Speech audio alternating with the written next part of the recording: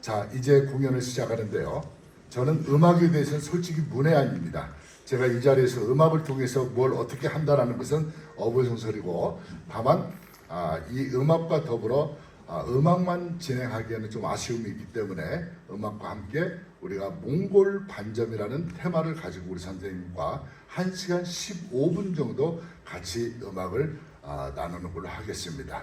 몽골 음악은 제가 본 지금까지 몽골 음악은 딱 한마디로 일축시킨다고 그런다면 인간과 바로 오축, 인간이 기르는 5가지의 그 가축이 있는데 소, 말, 양, 낙타, 늑대가 아니라 뭐 염소죠. 예, 이 5가지의 가축을 통해서 아마 우리 여기 몇 분은 겨울에 오셔서 보셨지만은 영하 30도에서 영하 50도까지 오르락내리락하는 그러한 극한적인 동토의 땅에서 바로 인간과 이 오축이 함께 호흡하면서 서로의 교감을 나누는 그 소리가 아마 몽골의 음악이 아닌가라는, 감히 제가 주저없는 표현이 될지 안 될지 이제 음악을 시작할 때 우리 선생님들 첫 타이틀 들어보시면서 함께 저하고 1시간 15분 동안 시간 여행을 몽골 반점의 테마를 가지고 출발을 해보겠습니다. 자, 불 끄겠습니다.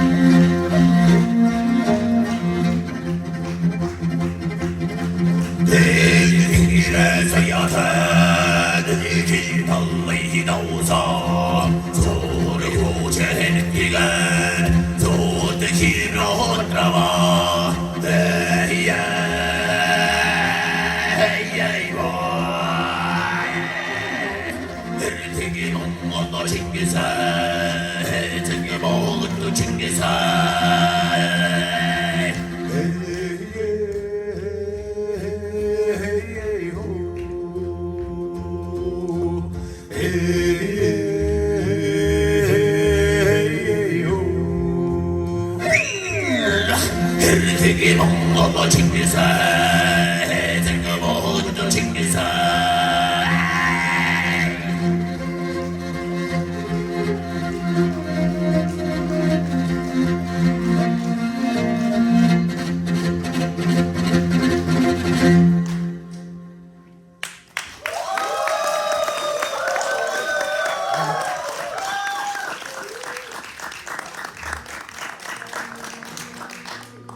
제가 이렇게 오랫동안 이렇게 함께 공연하는 모습을 보면서 두에서 저렇게 젊은 패기를 가지고 춤추는 경우는 오늘 처음 봤습니다. 또 이 아침에 10시에 여는 것도 처음이고요. 자, 어찌됐든 우리가 몽골에 오시면 누가 뭐라고 해도 두 단어를 생각할 수밖에 없을 수 있습니다. 바로 첫 번째는 우리가 우랄이라는 표현이 포함이 되는 말이 맞을지 안 맞을지 모르겠지만은 바로 우랄 알타이어 쪽에 바로 상징적인 바로 그 산맥이 바로 알타이 산입니다.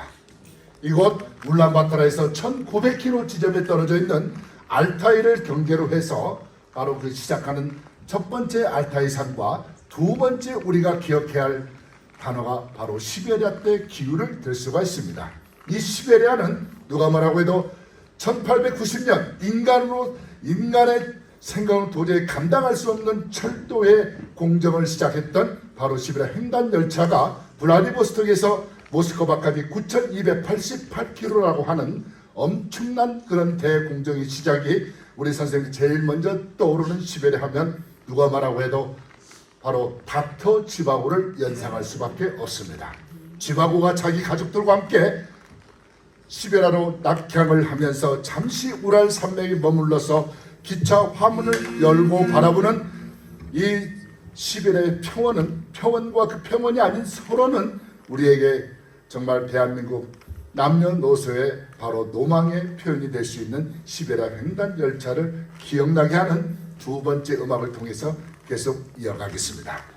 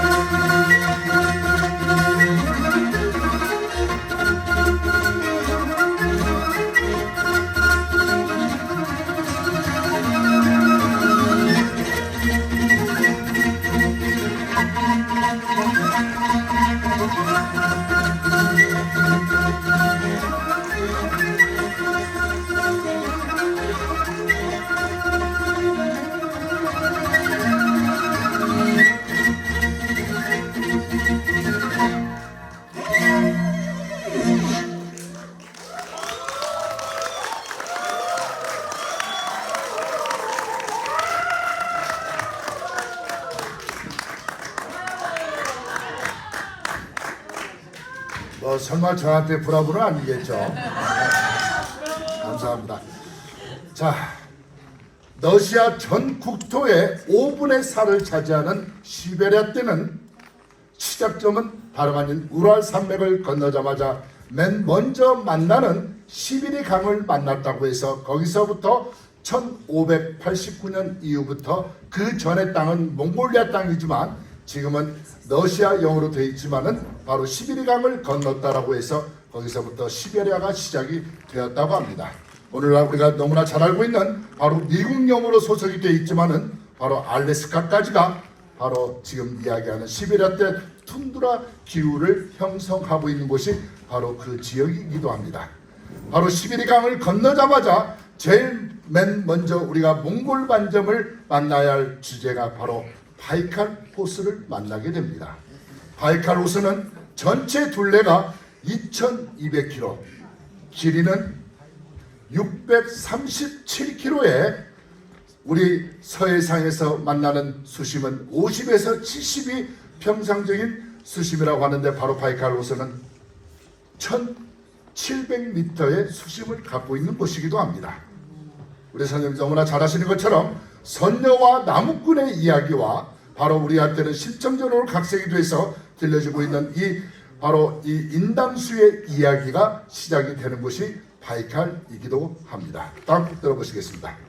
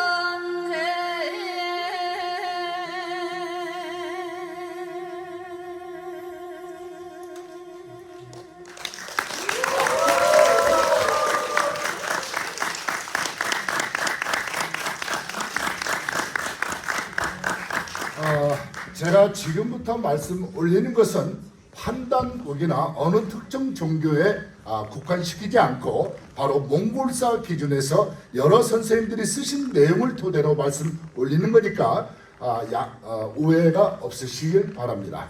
혹여나 제 이야기가 뭔가 오점이 있다 하더라도 끝나고 난 이후에 저한테 개인적으로 말씀을 주시면 저도 그 부분을 수정을 해서 다음 공연할 때부터 그 부분을 바로 잡도록 하겠습니다. 자, 어찌됐든 이 바이칼 아론섬에서 시작이 되는 바로 선녀와 나무꾼의 이야기 중에 그 주인공인 메르겔이라고 하는 사람은 이 선녀와 우리한테는 나무꾼이지만 이곳에서는 사냥꾼으로 설정이 돼서 그 사냥꾼의 아들 6명 중에 막내 아들 메르겔이라고 하는 것은 우리 한국어로 직독을 하게 되면 활을 제일 잘 쏘는 사람, 다시 말해서 우리 한국사에 주몽이라고 표현하는 그 인물 메르겔이라는 사람이 바로 그 주변의 부족들을 데리고 밑으로 남하를 해서 이곳 몽골리아 한 중심부에서 불완성산에서 몽골 여인과 만나 아이를 낳게 되는데 그 아이가 바로 몽골의 시항모 시조인 바로 알랑구아라는 여인을 낳게 됩니다. 이 알랑구아는 어디까지 이어지냐면 우리가 이 나라에서 보는 바로 징기스칸의 가계 혈통을 잇는 바로 그 주인공이면서 우리 한국사에는 다름 아닌 요하 부인과 미랑 아리랑가까지 이어지는 신화적인 존재로 우리에게 전달을 되어지고 있습니다. 자, 어찌됐든 이 메르겔이라는 사람은 결과적으로 이곳에 알랑구아를 낳고 더 남쪽으로 내려가서 우리 한국사에 비유한다 그런다면 재미나게도 바로 동명왕으로 오늘날까지도 지금 천단을 쌓고 제사를 지낸다고 하는 바로 부여 제국과 같은 그러한 동명왕으로 지금까지 추대를 받아서 지금도 제사를 지내는 주인공이 그 메르겔의 신화의 한 장면이기도 한 몽골 반점의 첫 번째 이야기가 이렇게 시작이 되면서 다음 곡 열어드리겠습니다.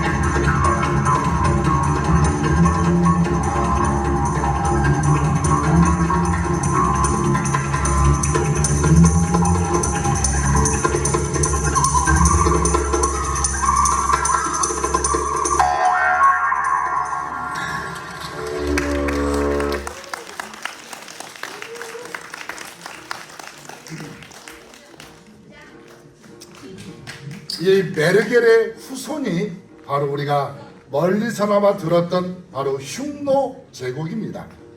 흉흉할 흉자에다가 노비 노자를 쓰고 있는 이 중국 문화, 중국 한자 문화권에서 바라본 바로 흉노 제국을 제압하기 위해서 우리가 중국사의 오리지널 한족이라고 할 수 있는 바로 한나라 상징적인 인물 황후를 두드러 잡은 유방이라는 사람은 백등산까지 30만 대군을 이끌고 몽골의 침소 정복을 하기 위해서 나왔지만은 안타깝게도 목숨의 경각을 다다르면서 어쩔 수 없이 자기가 제일 사랑하는 여식 딸을 강자에게 바로 흉노 제국의 무턱이란 사람한테 바칠 수밖에 없는 바로 우리가 너무나 왕소군의 이야기를 통해 들었던 화번공주 이야기가 시작되는 곳이 바로 이곳 몽골리아 땅이기도 합니다. 다음 곡 들어보시겠습니다.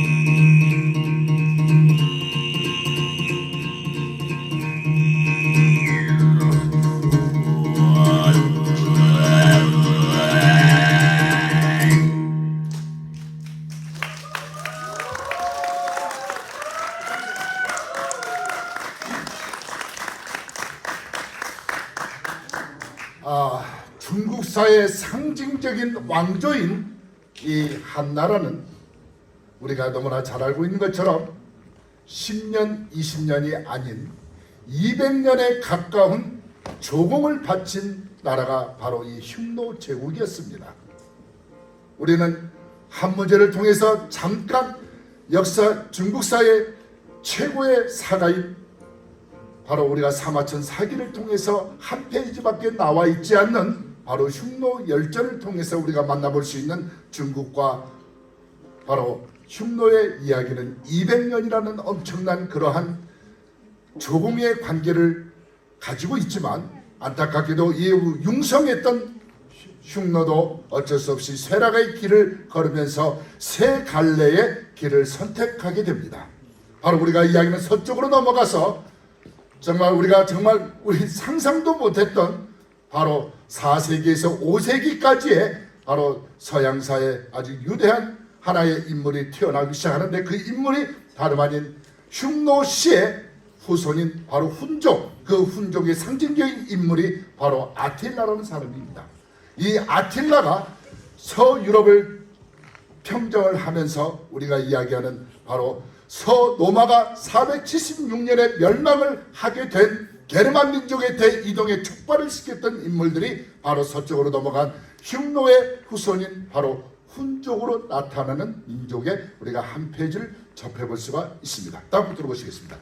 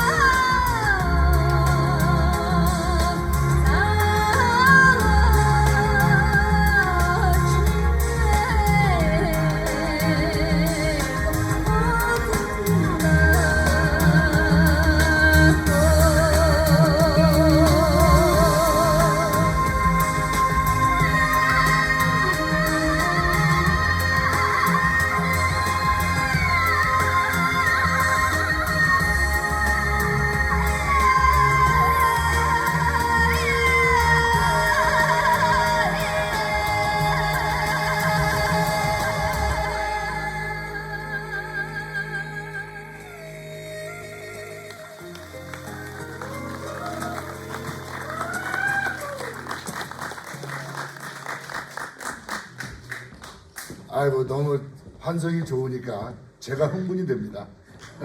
박수 한번 부탁드리겠습니다.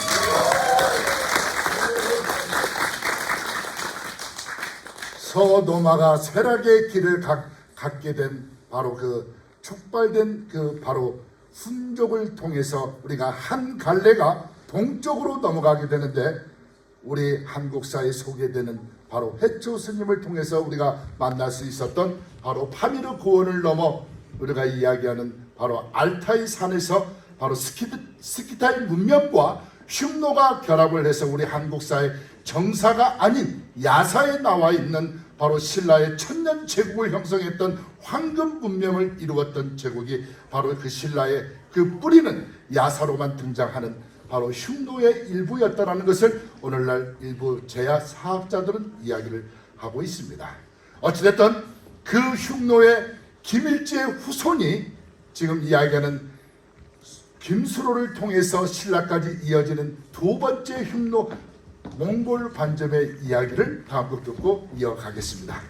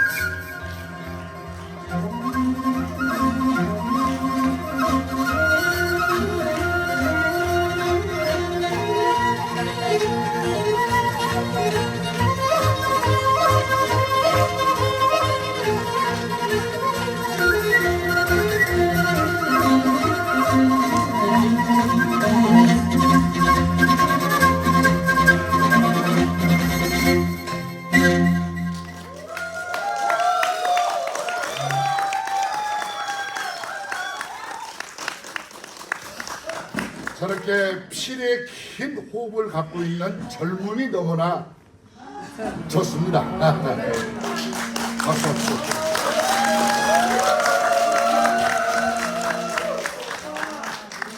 저 친구 나이가 올해 몇 살 정도 보입니까? 필을 호흡을 갖고 있는. 아이고 정확히 어떻게? 오빠. 뭐 점계에서 오신 건 아니시죠? 올해 나이로 21살입니다.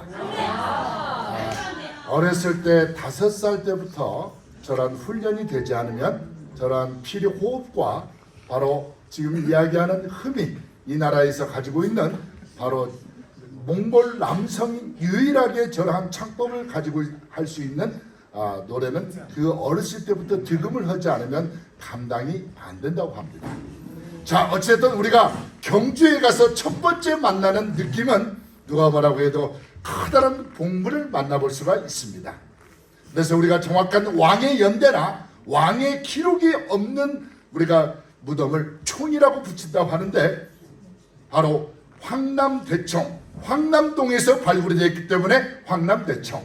천마총은 바로 우리나라에서는 자생할 수 없는 큰 아름드리 껍질을 통해서 천마도가 그려져 있기 때문에 바로 우리는 천마총이라고 이야기를 하고 있습니다. 어쩌면 그동안 우리는 일본 식민사관과 바로 중국 사대주의 관점에서 너무나 우리의 그 자체를 보지 못하고 우리 한국의 상고사나 우리 고대사는 어쩌면 지금까지 너무나 제한적인 범위에서 우리의 역사를 평가해왔는지 모를 정도의 바로 우리가 흉노라는 그 자체가 말 그대로 흉흉할 흉자에 노비 노자로 그런 사대주의 관점에서 우리가 바라봤기 때문에 우리는 그걸 수치로 알고 있는 게 오늘날 우리 역사의 안타까운 현실의 한 단면을 볼 수가 있는 것이 바로 이 몽골 국립박물관에 가보시게 되면 우리가 이야기하는 바로 정말 요 근래에 새롭게 등장하는 바로 홍산 문명, 요하 문명의 어쩌보면 동북 삼성에서 시작되는 이 모든 것들의 바로 그 시베리아 때에서 꽃을 피운 것이 바로 이 몽골리아 노인울라라는 고분을 들여다보면 우리가 상상도 못하는 그러한 옛날 우리가 노마 시대에나 볼 수 있는 이 전차나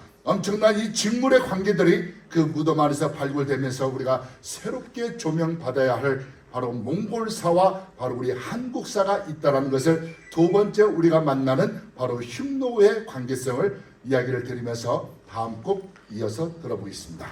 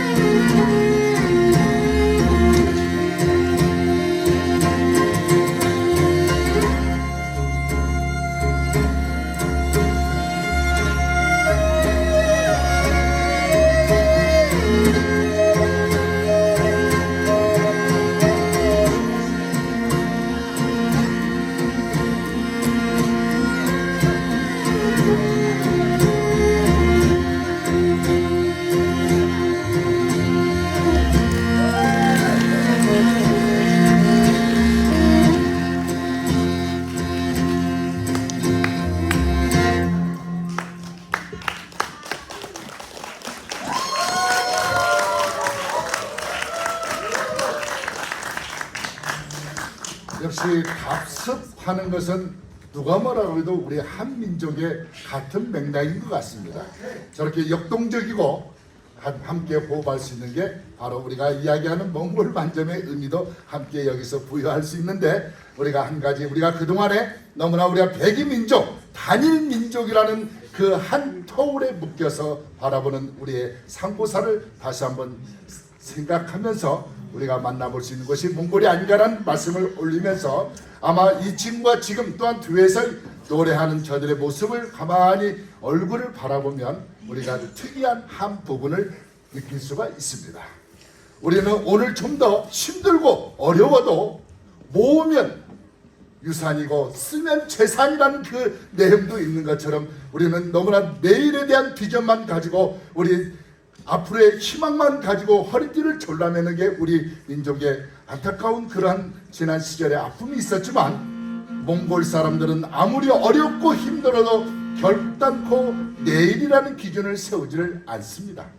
오늘 힘들어도 바로 정말 고비와 같은 황박한 그러한 그 사막 가운데서도 정말 이들에게는 그 잃지 않는 그 스마일의 원천은 바로 오늘이 최고라는 그들의 삶의 그 마인드가 오늘 이들이 살아가는 아마 지표가 아닌가라는 생각을 해보면서 우리가 마지막 칠성판을 메고 저 바닥으로 들어갈 때 누가 어떠한 삶의 진정한 판단의 기준이 될지 모르겠지만 우리가 다시 한번 생각해 볼 수 있는 죽음에 대한 그 문턱에서 과연 누구의 삶의 최고의 삶인지 모르겠지만 오늘 하루를 최선을 오늘 하루가 누구보다도 기쁜 날이라고 생각하는 이들의 삶을 우리가 다시 한번 생각해 볼 수 있는 이번 여행 일정이 되었으면 하는 바람에서 서두 없이 말씀을 드렸습니다. 한번 들어보시겠습니다.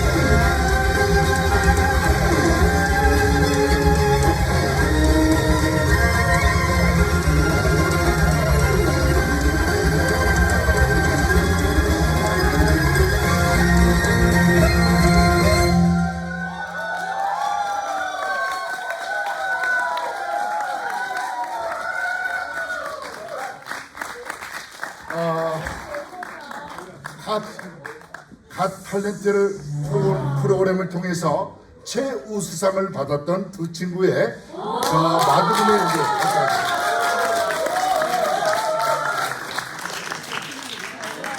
나중에 한번 몽골의 기회가 되시면 몽골 국립예술단을 통해서 저들이 연주하고 있는 악기 이름이 마두금입니다.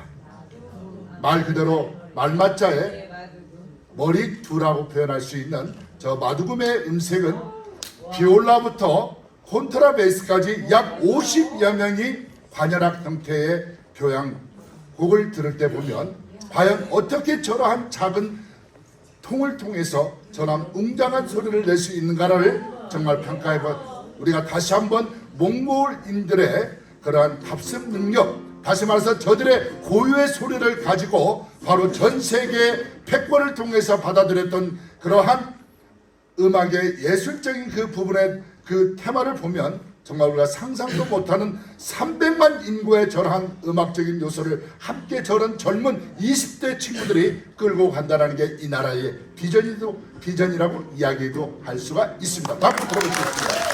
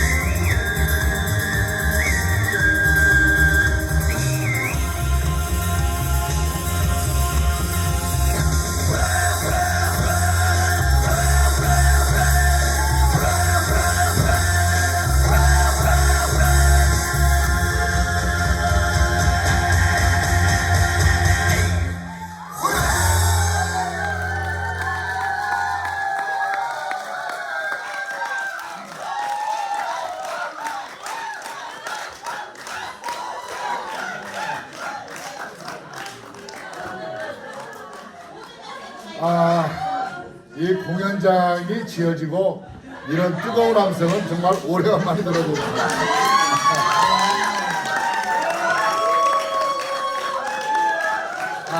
이 친구가 이야기하는 그 포유, 어찌 보면 징기스칸의 포유를 느낄 수 있는 이 후레라는 낱말이 갖고 있는 우리가 그동안에 우리 선생님들께서 너무나 징기스칸을 잘 알고 있기 때문에 제가 굳이 이 자리에서 징기스칸의 정복사를 이야기하는 것보다 어쩌면 우리가 너무나 한쪽 방면에서 패악한 군주로서 정말 상상할 수 없는, 정말 우리가 그동안에 알고 있었던 징기스칸의 그런 어두운 한 단면만 볼 문제가 아닌 한 역사의 패러다임을 바꿨던 징기스칸의 한 대목만 간단하게 말씀을 드리겠습니다. 어쩌면 우리가 정말 이 13세기 징기스칸의 이 부대를 통해서 바로 우리가 이야기하는 중국의 4대 발명품이었던 바로 종이, 활자, 그 다음에 나침판과 바로 화약을 통해서 잠들었던 유럽사를 눈을 뜨게 했던 바로 인물이 바로 징기스칸의 부대였다고 이야기를 인문사학자들은 이야기를 하고 있습니다. 물론 8세기 우리가 너무나 잘 알고 있는 고구려 유랑민 출신인 고선지를 통해서 이슬람으로 넘어갔던 제지 기술이 있다고 하지만 바로 13세기 이들을 통해서 넘어갔던 그 4가지 물건으로 인해서 우리가 알고 있는 서양사가 자랑스럽게 여기는 르네상스의 부흥기는 바로 종이와 활자가 그들에게 하나의 새로운 활력을 줄 수 있었던 단추 역할을 했다고 합니다. 또한 정말 16세기 이후에 우리가 알고 있는 세계 식민지화에 절대적인 공헌을 했던 그 자그마한 그 나침반 하나가 어찌 보면 잠들었던 서유럽이 해가 지지 않는 대영 제국 스페인, 포르투갈과 같은 그러한 엄청난 함대가 형성할 수 있었던 것은 바로 지금 이야기하는 13세기 징기스칸의 부대를 통해서 넘어간 자그마한 나침반 하나가 세계 역사의 패러다임을 바꿨다 한다면 우리가 다시 한번 생각해 볼 수 있는 징기스칸의 한 단면을 소개하면서 마지막 몽골 반정 3번째 이야기를 이어가겠습니다. 한번 들어보시죠.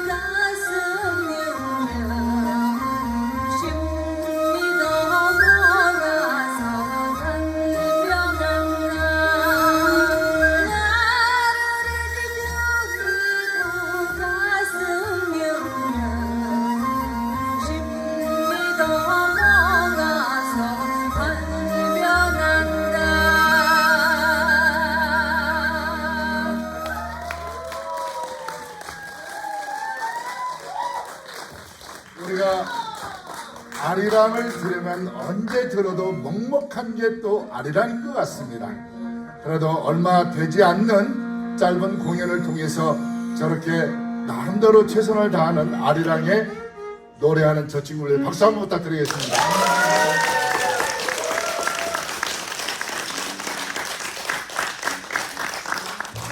바이칼을 통해서 또한 알타이를 넘어 오늘날 우리가 이야기하는 흉노와 함께 신라를 열고 신라를 통해서 우리가 마지막으로 만나야 할 몽골 반점의 3번째 주인공은 다름 아닌 세계 민족사의 유래가 없는 정점을 찍었던 민족이 바로 돌골 민족이었습니다. 만주에서 흑해 연안까지 약 7,000km의 스텝 기후를 장악했던 돌골 민족, 이들의 민족은 안타깝게도 200년의 단명을 통해서 우리가 이야기하는 한국과 바로 중국 사이는 모든 게 장자를 통한 한 가족의 패밀을 통해서 왕권이 계승이 되지만은 몽골 유목사는 안타깝게도 가족의 승계가 아닌 바로 우리가 이야기하는 힘의 논리로 왕권을 쟁취하다 보면 단명할 수밖에 없는 유목민의 안타까운 그러한 한계성 속에서, 그러나 이 멸망의 길로 200년이란 제한된 시간이었지만 결과적으로 이 돌궐사도 결과적으로 200년의 단명을 통해서 세 갈래로 나눠지게 됩니다. 한 갈래는 서쪽으로 넘어가서 우리가 알고 있는 지금까지 어찌 보면 노예 제국이라고 하는 막루 그 제국의 실체가 우리가 한 세계를 주름 잡았던 바로 오스만 제국, 그 오스만 제국의 후손이 바로 터키 투르크의 계통입니다. 다음 곡 들어보시면서 이야기를 종결을 짓겠습니다.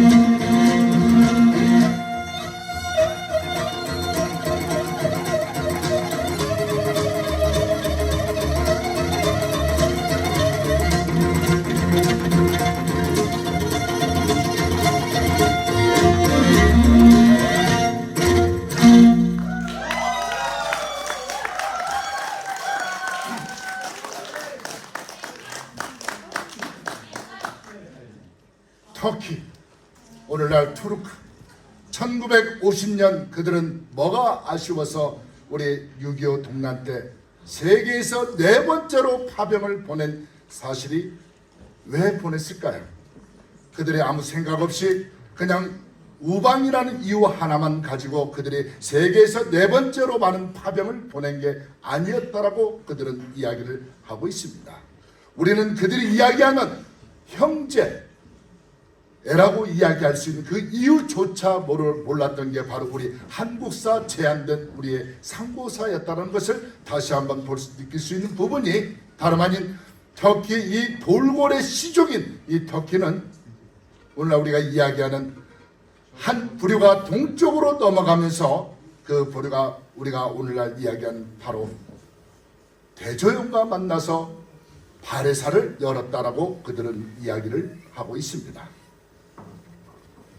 어쩌면 고구려가 그러한 절박함 속에서도 우리가 추정컨대 영계소문은 그 고구려를 당나라로부터 이겨내기 위해서 5,000km라고 하는 아프라시아까지 사신을 보내야 했던 그 고구려의 입장은 다름 아닌 돌궐사의 견인차 역할이 없었다라고 한다면 오늘날 우리 고구려 역사는 어찌 보면 너무나 안타까운 현실 속에서 우리가 오늘 그들을 바라볼 수밖에 없었던 그 모든 중심이 어쩌면 우리 한국 사회는 돌궐사가 굉장히 비중이 없을래야 없을 수 있는 그러한 우리의 역사의 한 주인공이 돌궐사라고 해도 결코 부끄럽지 않는 아마 그 테마가 마지막 곡을 들으시면서 우리가 마무리를 지어드리겠습니다. 감사합니다.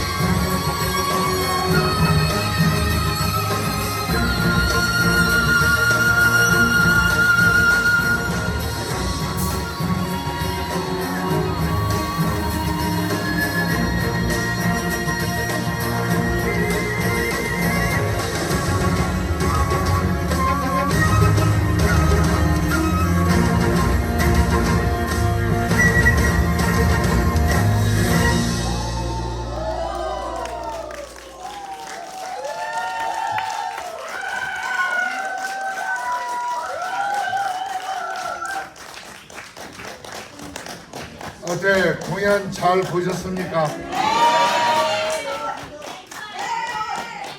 앵콜은 제가 할게요. 자, 징기스칸이 출전을 나갈 때 반드시 신탁을 받았다고 합니다. 그 신탁은 우리가 이야기하는 이들이 이야기하는 바로 불화한 성산에 들어가서 출전 당시에 신탁을 받았다고 하는 그 주인공 이 탱그르는 오늘 선생님들께서 방문하신 이 몽골에 운명적으로 3번은 여러분들을 초청한다고 합니다. 아마 오늘 처음 방문하신 분들은 2번이 남았는데 이 2번 곳을 방문하실 때 제가 추천 2군데를 하고 공연을 마무리를 짓겠습니다. 어쩌면 제가 저 서두에 말씀드렸던 바로 우리가 이야기하는 알타이어족의 상징이라고 할 수 있는 바로 알타이산입니다. 이 알타이산은 저도 수차례 가보지만 정말 스위스 몽블랑과도 비교해도 결코 그 아름다움의 자태는 떨어지지 않습니다. 다만 한 가지 아쉬움이 있다고 한다면 자기의 모든 것을 내려놓는 바로 문명으로부터 벗어날 수 있는 자신이 있는 분들은 2박 3일 동안 핸드폰을 놓으면 알타이산은 여러분들을 받아들일 것입니다. 마지막 한 곳은 제가 처음부터 말씀 올렸던 바로 어찌 보면 전함선 선생님의 불암문학론을 통해서 또한 이광수 선생님의 화제적인 화제 문제작인 바로 유정과 무정의 무대였던 바로 바이칼 호수입니다. 이 바이칼 호수는 제가 보기에는 여름보다는 겨울에 그 2월부터 4월까지 약 3m가 얼려있는 그 얼음을 통해서 바로 횡단할 수 있는 기회가 물론 러시아 이르크츠크로 들어갈 수도 있지만 몽골에서부터 시작이 되면 울란바토르에서 이르크츠크까지 1박 2일에 24시간에 바로 이 시베리아 횡단 열차를 통해서 우리 지인들과 함께 그곳을 방문한다면 바로 5시간을 끼고 들어가는 바이칼 호수는 우리 삶의 마지막 버킷리스트 여행이 되지 않을까라는 말씀을 드리면서 오늘 뒤에서 이렇게 열심으로 또 여러분들을 위해서 공연을 준비한 이 친구들과 함께 마지막 기념 촬영을 할 때 여러분들이 정말 따뜻한 성의와 또한 오늘 여기서 정말 일하는 그런 작은 그 레스토랑이나 어느 공간에서 함께 호흡하는 그들에게 우리가 지금까지 이야기했던 몽골 반점의 바로 그 주인공 결정판인 이들과 함께